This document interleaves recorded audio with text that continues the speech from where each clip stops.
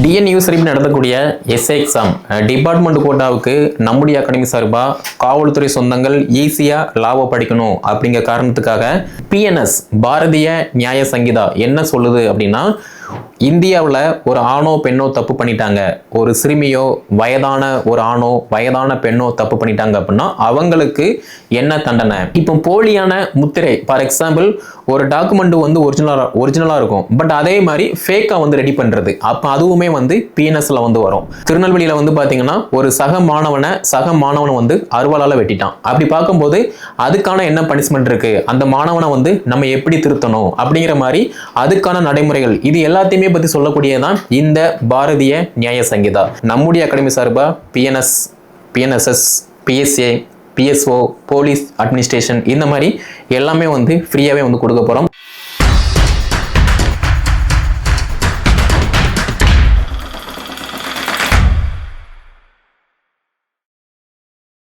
TNU சரிப்பு நடத்தக்கூடிய S A exam department கோட்டாவுக்கு நம்முடைய academy சார்பாக காவல்துறை சொந்தங்கள் ஈஸியாக லாபம் படிக்கணும் அப்படிங்கிற காரணத்துக்காக பாரதிய நியாய சங்கீதா, பாரதிய நகரிக் சுரக்ஷா சங்கீதா, பாரதிய சாட்சி அதிநியம், போலீஸ் ஸ்டாண்டிங் ஆர்டர், அதே மாதிரி போலீஸ் அட்மினிஸ்ட்ரேஷன், இந்த மாதிரி லா சம்பந்தப்பட்ட காவல்துறை சம்பந்தப்பட்ட எல்லாமே வந்து நம்முடைய அகாடமி யூடியூப் சேனல்ல வந்து டெய்லியுமே நம்ம பார்க்க போறோம். அதுல பிஎன்எஸ் பாரதிய நியாய சங்கீதா என்ன சொல்லுது அப்படின்னா, இந்தியாவில் ஒரு ஆணோ பெண்ணோ தப்பு பண்ணிட்டாங்க, ஒரு சிறுமியோ வயதான ஒரு ஆணோ வயதான பெண்ணோ தப்பு பண்ணிட்டாங்க அப்படின்னா அவங்களுக்கு என்ன தண்டனை. ஒவ்வொரு தப்புக்குமே வந்து ஒவ்வொரு பனிஷ்மெண்ட் இருக்கு. ஃபார் எக்ஸாம்பிள், நான் வந்து ஒருத்தர் அடிச்சிட்டேன், என்னால் அந்த நபர் வந்து காயம் ஏற்பட்டுருச்சு அப்படின்னா அதுக்குமே வந்து எனக்கு பனிஷ்மெண்ட் இருக்கு. நான் வந்து ஒரு நபரை கொலை பண்ணிட்டேன் அப்படின்னா அதுக்குமே வந்து பனிஷ்மெண்ட் இருக்கு. இது போக கொலை, கொள்ளை, திருட்டு, கூட்டு கொள்ளை, ரேப்பு, பெண்களுக்கு வந்து பாலியல் ரீதியாக துன்புறுத்துதல், அதே மாதிரி இந்த டவுரி கேட்டு டார்ச்சர் பண்ணுறது, அடுத்த வருஷம் வந்து எலெக்ஷன் வரப்போகுது, அந்த எலெக்ஷனில் என்ன பண்ணணும் என்ன பண்ணக்கூடாது, அப்படி எலெக்ஷன் விதிமுறைகளை மீறி நம்ம ஏதாவது பண்ணணும் அப்படின்னா அதுக்கு என்ன தண்டனை அப்படிங்கிற மாதிரி டீட்டெயிலாக சொல்லக்கூடியது தான் இந்த பாரதிய நியாய சங்கீதா. ஃபர்ஸ்ட் ஆஃப் ஆல் நம்ம வந்து இப்போ கிரேட் 2 பிசியாக இருப்போம், கிரேட் 1 பிசியாக இருப்போம், ஹெட் கான்ஸ்டபிளாக இருப்போம். நமக்கே தெரியும் ஒரு ஸ்டேஷன் இருக்கு அப்படின்னா அந்த ஸ்டேஷனுக்கு என்னென்ன கேஸ் வரும். இப்போ ஒரு திருமணம் ஆகுது அப்படின்னா அந்த திருமணமான பெண்ணுக்கு வந்து இப்போ ரீசெண்ட் டைம்ல வந்து என் ஒய்ஃப் வந்து இன்னொருத்தவங்க கூட இருக்கா, என் ஹஸ்பண்ட் வந்து வேற ஒருத்தவங்க கூட இருக்கு, வேற ஒருத்தி கூட இருந்துகிட்டு இருக்கா, என்னன்னு வந்து கேளுங்க. அதே மாதிரி என் ஹஸ்பண்ட் வந்து டவுரி கேட்டு என்னைய வந்து டார்ச்சர் பண்றாங்க, ஹஸ்பண்டை சார்ந்த கணவரை சார்ந்த உறவினர்கள் வந்து என்னைய வந்து கொடுமைப்படுத்துறாங்க, இந்த மாதிரி கேஸ் வரும். அதே இது ஒரு சொத்து கேஸ் இருக்கு அப்படின்னா சொத்து கேஸை வந்து அது வந்து சிவில் கேஸ், போலீஸ் வந்து ஹேண்டில் பண்ணக்கூடாது. பட் அதையெல்லாம் தாண்டி அந்த சொத்து கேஸ்ல ஒரு அடிதடி வருது, ஒரு கொலை நடக்க அப்படின்னா அது வந்து கிரிமினல் கேஸ். அப்போ அந்த கேஸ்ல வந்து காவல்துறை வந்து தலையிடலாம். நெக்ஸ்ட் பார்த்தோம் அப்படின்னா, இப்போ போலியான முத்திரை, ஃபார் எக்ஸாம்பிள் ஒரு டாக்குமெண்ட் வந்து ஒரிஜினலாக இருக்கும், பட் அதே மாதிரி ஃபேக்காக வந்து ரெடி பண்ணுறது, அப்போ அதுவுமே வந்து பிஎன்எஸ்ல வந்து வரும்.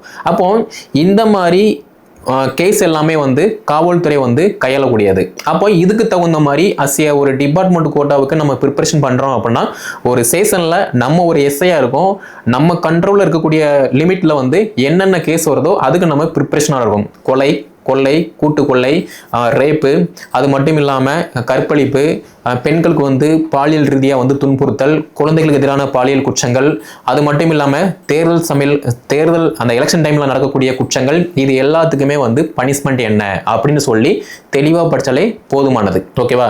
அதே மாதிரி இப்போ உங்கள் எல்லாருக்குமே தெரியும், இப்போ ரீசெண்ட் டைமில் ஒரு காலகட்டத்தில் வந்து யாருக்கிட்டையுமே வந்து ஃபோன் வந்து கிடையாது, அதே மாதிரி லேப்டாப்பு, கம்ப்யூட்டர் வந்து அவ்வளோவா இருக்காது. பட் இப்போ உள்ள சிச்சுவேஷனில் ஒரு வீட்டில் எல்லாருக்கிட்டையுமே வந்து மொபைல் ஃபோன் இருக்கு, யாருக்கிட்டையாவது வந்து பார்த்தீங்க அப்படின்னா லேப்டாப்பு, சிஸ்டம் எல்லாருக்கிட்டையுமே வந்து மேக்ஸிமம் இருக்கு. அப்படி பார்க்கும்போது இணைய வழி குற்றங்கள், சைபர் அட்டாக்ஸ், சைபர் கிரைம்ஸ், அதை பற்றியுமே வந்து நம்ம டீட்டெயிலாக வந்து பார்க்குற மாதிரி இருக்கும். அதே மாதிரி இப்போ ரீசெண்டாக வந்து திருநெல்வேலியில் வந்து பார்த்தீங்கன்னா ஒரு சக மாணவனை வந்து அருவாளால் வெட்டிட்டான். அப்படி பார்க்கும்போது அதுக்கான என்ன பனிஷ்மெண்ட் இருக்கு, அந்த மாணவனை வந்து நம்ம எப்படி திருத்தணும் அப்படிங்கிற மாதிரி அதுக்கான நடைமுறைகள், இது எல்லாத்தையுமே பற்றி சொல்லக்கூடியதான் இந்த பாரதிய நியாய சங்கீதா. அப்போ டிபார்ட்மெண்ட் கோட்டா எஸ்ஏ எக்ஸாமுக்கு வந்து ப்ரிப்பரேஷன் பண்றோம் அப்படின்னா புதுசாக வந்திருக்கக்கூடிய லா வந்து ரொம்ப கஷ்டம், அப்படி இப்படி அப்படிங்கிற மாதிரி எதுவுமே ப்ரிப்பரேஷன் பண்ணாதவங்க வந்து அப்படி சொல்லுவான். ஆனால் ப்ரிப்பரேஷன் பண்ணுறவங்க உண்மையிலேயுமே வந்து நான் டிபார்ட்மெண்ட் கோட்டா எஸ்ஐக்கு நான் ப்ரிப்பரேஷன் பண்ணுறேன் அப்படின்னு சொல்கிறவங்க வந்து பார்த்தீங்க அப்படின்னா ரொம்ப ஈஸியாக தான் இருக்குது, நம்ம படித்தோம் அப்படின்னா ரொம்ப ஈஸி அப்படிங்கிற மாதிரி ஒரு பாசிட்டிவோட வந்து சொல்லுவாங்க. அதுதான் வந்து ஃபேக்ட். அப்படி இருக்கும்போது நம்ம அகாடமி சார்பாக பாரதிய நியாய சங்கீதா இது எல்லாத்துக்குமே வந்து ஒவ்வொரு செக்ஷனுமே வந்து என்ன சொல்லுது, ஒரு சாப்டர் இருக்கு அப்படின்னா ஒரு சாப்டர் வந்து என்ன சொல்லுது. ஃபார் எக்ஸாம்பிள் இப்போ அத்தியாயம் 6 இருக்கு. அத்தியாயம் 6 பொறுத்த மட்டும் மனித உடலை பாதிக்கக்கூடிய அதாவது மனித உடலை பாதிக்கும் குற்றங்கள் மற்றும் உயிரை பாதிக்கும் குற்றங்கள். இப்போ மனித உடலை பாதிக்கும் குற்றங்கள்னா என்ன? இப்போ நான் வந்து இருக்கேன், ஆப்போசிட்ல வந்து ஒரு நபர் இருக்காரு, அவரை எடுத்து இந்த பெண்ணை வச்சு நான் இப்படி குத்திட்டேன், காயம் ஏற்படுது, ரத்தம் வந்துடுது, உடனே ஹாஸ்பிட்டல் போறாரு, கேஸ் வந்து கொடுக்காரு. அது வந்து நான் அடித்தேன், காயம் ஏற்பட்டுருச்சு, ஒரு கேஸ் வந்து ஃபைல் பண்றாங்க. அதே மாதிரி நான் வந்து இருக்கேன், ஒரு பெண்ணையோ ஆணையோ வந்து நான் வந்து இந்த பெண்ணை எடுத்து குத்தி கொலை பண்ணிட்டேன் அப்படின்னா அது வந்து கொலை குற்றம். அப்போ அதுக்கு என்ன பனிஷ்மெண்ட் அப்படின்னு சொல்லக்கூடியது தான் இந்த பிஎன்எஸ். இப்போ ஃபர்ஸ்ட் ஐபிசி இருந்துச்சு. ஐபிசியை பொறுத்த மட்டும் செக்ஷன் 302 என்ன, செக்ஷன் 99 என்ன, 95 என்ன அப்படிங்கிற மாதிரி ஈஸியாக தெரியும். பட் இப்போ எல்லாமே வந்து ஆப்போசிட்டு. அப்போ ஒரு லா படிக்கும் அப்படின்னா அந்த லாவை பொறுத்த மட்டும் ஒவ்வொரு சாப்டரும் வந்து என்ன சொல்லுது, அந்த சாப்டர்ல இருக்கக்கூடிய பிரிவுகள் வந்து என்ன சொல்லுது அப்படிங்கிற மாதிரி டீட்டெயிலாக வந்து பார்க்கணும். இப்போ இந்த பிஎன்எஸ்ல அத்தியாயம் 6 வந்து என்ன சொல்லுது அப்படின்னா மனித உடலை பாதிக்கும் குற்றங்கள், அதே மாதிரி உயிரை பாதிக்கும் குற்றங்கள். இப்போ உடலை பாதிக்கும் குற்றங்கள் அப்படின்னு பார்க்கும்போது காயத்தை ஏற்படுத்துதல் இது வந்து உடலை பாதிக்கக்கூடிய குற்றங்கள். உடலை பாதிக்கக்கூடிய குற்றங்கள் அப்படின்னு பார்க்கும்போது பார்த்தீங்கன்னா, அதாவது உயிரை பாதிக்கக்கூடிய குற்றங்கள் பார்க்கும்போது ஒருத்தரை நம்ம அடிக்கும், அந்த அடிச்சதுனால இறந்து போறாரு, இது வந்து உயிரை பாதிக்கக்கூடிய குற்றங்கள். அப்போ கொலை குற்றம் மர்டர் அப்படின்னு வரும்போது செக்ஷன் 101 வந்து இது வந்து சொல்லுது.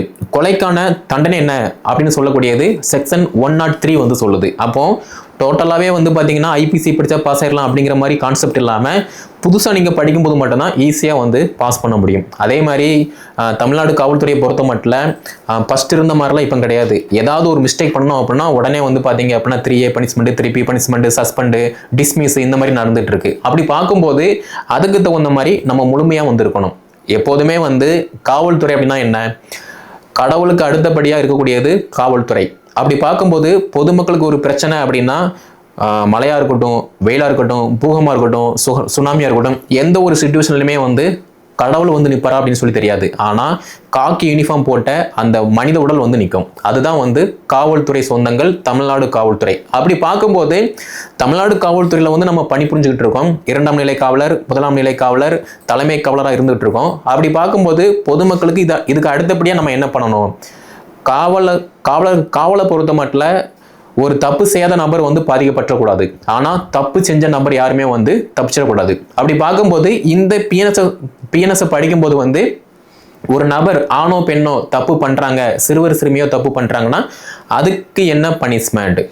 ஒரு நபர் கேஸ் ஃபைல் பண்ணியாச்சு, அந்த கேஸ் வந்து கோர்ட்டுக்கு போகுது அப்படின்னா அதுக்கு அடுத்தபடியா ஒரு காவல்துறை வந்து என்ன பண்ணணும் என்ன பண்ணக்கூடாது அப்படிங்கிற மாதிரி சொல்லக்கூடியது பிஎன்எஸ்எஸ், அதாவது பாரதிய நாகரிக சுரக்ஷா சங்கீதா. அதை பத்தி நம்ம டீட்டெயிலாக அடுத்த வீடியோ தொகுப்புல வந்து பார்க்கலாம். ஸோ இந்த வீடியோ தொகுப்பு ஃபுல்லாவே வந்து பிஎன்எஸ் தான் வந்து பார்க்கும். ஓகேவா? ஸோ பிஎன்எஸ் பொறுத்த மட்டும் நார்மலா நீங்க ஒரு செஷன்ல எஸ்ஐயா இருக்கீங்க அப்படின்னா ஃபர்ஸ்ட் கொலை, 2வது கொள்ளை, 3வது கற்பழிப்பு, 4வது நான் ஒர்க்கு போனேன், என் பின்னாடி வந்து இந்த ஆண் வந்து இப்படி பண்ணிட்டான், பாலியல் சென்ட்ரல் வந்து பண்ணிட்டான் அப்படிங்கிற மாதிரி வரும். ஏன்னா இப்போ சிச்சுவேஷன் வந்து நடந்துகிட்டு இருக்கு. நெக்ஸ்ட் பார்த்தீங்க அப்படின்னா அடுத்த வருஷம் வந்து எலெக்ஷன் வருது. இந்த எலெக்ஷன்ல என்னென்ன குற்றங்கள் நடக்கும் அப்படிங்கிற மாதிரி நான் சொல்ல வேண்டியதில்லை, உங்களுக்கே தெரியும். அதனால அதுக்கு தகுந்த மாதிரி நம்ம ப்ரிப்பரேஷன் பண்ணணும். அதே மாதிரி இப்போ உள்ள சிச்சுவேஷன்ல ஃபேக்கான நிறைய சைபர் அட்டாக் வந்து நடந்துட்டு இருக்கு. ஃபேக்கான டாக்குமெண்ட் வந்து கிரியேட் பண்றது, இப்போ ஏதோ ஒரு இது இருக்கு, அந்த ஆப்ல நம்ம போட்டோ போட்டோம் அப்படின்னா பொம்மை படம் மாதிரி வந்துருது. அப்போ அதை பத்தியுமே நம்ம வந்து பார்க்கணும். ஸோ எக்ஸெட்ரா இந்த மாதிரி காலத்துக்கு தகுந்த மாதிரி நம்ம அப்டேட் ஆகிட்டே இருக்கணும். சும்மா 10ல் 11 யூனிஃபார்மை போட்டோமா மாசம் சம்பளம் வருதா அப்படிங்கிற மாதிரி நம்ம இருந்தோம் அப்படின்னா சொசைட்டியும் மதிக்காது, கூட ஒர்க் பண்ணக்கூடிய சக காவலரும் வந்து மதிக்க மாட்டாங்க. அதுதான் வந்து ஃபேக்ட். அப்படி இருக்கும்போது சட்டம் தெரிஞ்சு பொதுமக்களுக்கு நம்ம என்ன பண்ணணும் அப்படிங்கிற மாதிரி நம்ம இருக்கும்போது மட்டும்தான் ஈஸியாக வந்து அந்த காவல்துறையில் ஒரு தலை சிறந்த காவல் அதிகாரியாக வந்து விளங்க முடியும். ஸோ தமிழ்நாடு காவல்துறைக்கு தேவையான, அதாவது எஸ்ஐ எக்ஸாமுக்கு ப்ரிப்பரேஷன் பண்ணக்கூடிய டிபார்ட்மெண்ட் கோட்டா சொந்தங்களுக்கு வந்து பார்த்தீங்க அப்படின்னா நம்முடைய அகாடமி சார்பாக BNSS, BSA, PSO, police administration இந்த மாதிரி எல்லாமே வந்து ஃப்ரீயாகவே வந்து கொடுக்க போகிறோம். ஸோ டெஸ்ட் பேஜ் வந்து அதை நீங்கள் ஃபீஸ் பே பண்ணுற மாதிரி இருக்கும். பட் கிளாஸஸை பொறுத்த மட்டும் நம்ம ஃப்ரீயாகவே வந்து கொடுப்போம். கீழே டிஸ்கிரிப்ஷனில் நான் டெலிகிராம் லிங்க் கொடுத்துருக்கேன். அதில் நீங்கள் வந்து தாராளமாக ஜாயின் பண்ணிக்கலாம். எல்லாமே ஃப்ரீ தான். கொஸ்டினுமே நான் வந்து போஸ்ட் பண்ணுறேன். நீங்கள் ப்ராக்டிஸ் பண்ணிக்கலாம். கிளாஸஸை பொறுத்த மட்டும் நம்முடைய யூடியூப் சேனலை நீங்கள் வந்து சப்ஸ்கிரைப் பண்ணிக்கோங்க. இனி வரக்கூடிய நாட்களில் வந்து எந்தெந்த செக்ஷன்லாம் வந்து முக்கியமானதாக இருக்கோ டெய்லியுமே வந்து நம்ம ஒரு செஷனில் என்னென்ன செக்ஷன் யூஸ் பண்ணுவோமோ அதை பற்றி டீட்டெயிலாக வந்து 1 by 1 வந்து பார்க்கலாம். ஓகேவா? ஸோ இந்த வீடியோ தொகுப்பை டிபார்ட்மெண்ட் கோட்டா எஸ்ஐ எக்ஸாமுக்கு ப்ரிப்பரேஷன் பண்ணக்கூடிய காவல்துறை சொந்தங்கள் எதுக்குமே ஷேர் பண்ணுங்க. அவங்களும் வந்து படித்து பயன்பெறட்டும். அதே மாதிரி இந்த சொசைட்டி எனக்கு என்ன பண்ணுச்சு அப்படிங்கிற மாதிரி இல்லாமல் இந்த சொசைட்டிக்கு நான் என்ன பண்ணினேன், நான் வந்து ஒரு போலீஸாக இருக்கேன், நான் என்ன பண்ணிக்கிட்டு இருக்கேன் அப்படிங்கிற மாதிரி உங்களுடைய மனசாட்சிக்கு கட்டுப்பட்டு நீங்கள் நடக்கீங்க அப்படின்னா தமிழ்நாடு காவல்துறையில் நீங்களுமே ஒரு தலை சிறந்த காவலராக, ஒரு சார்பு ஆய்வாளராக சிறந்து விளங்க முடியும். ஓகேவா? ஸோ லா கிளாஸஸ் எல்லாமே நம்முடைய யூடியூப்ல வந்து அப்டேட் ஆகும். நம்முடைய யூடியூப் நீங்கள் சப்ஸ்கிரைப் பண்ணல அப்படின்னா சப்ஸ்கிரைப் பண்ணிக்கோங்க. இதை மற்ற சக காவல் சொந்தங்களோட வந்து ஷேர் பண்ணிக்கோங்க.